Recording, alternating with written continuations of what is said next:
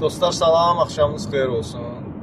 Mən çox böyük, uzun bir ara vermişəm video çəkilişlərinə və müəyyən işlərimlə əlaqədar olmuşdu.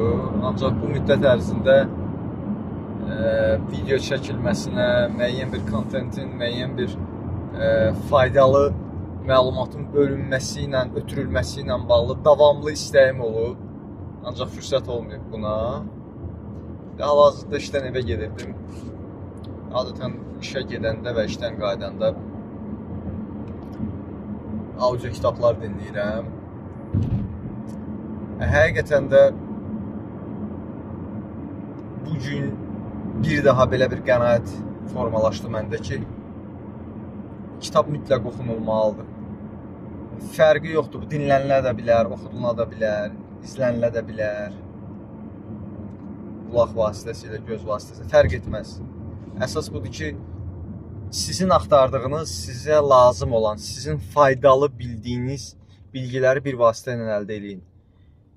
Mən hesab edirəm ki, və gəldiyim qənaət bundan ibarətdir ki, biz əgər qapıları açmaq üçün açar axtarırıqsa, bu açarı ancaq kitabda tapa biləcəyik. Əsas açarlar kitabdadır. Açar sözünü suallarla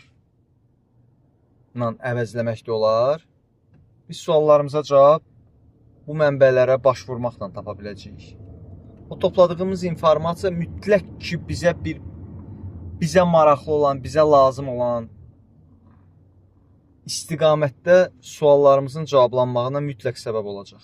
Biraz gec ola bilər. Ola bilər ki, sizə lazım olan informasiyaya çıxmaq üçün onlarla yüzlərlə audio kitab dinləyəsiniz və ya oxuyasınız ki, istədiyiniz nəticəyə, istədiyiniz cavaba, o axtardığınız cavaba gəlib çıxasınız.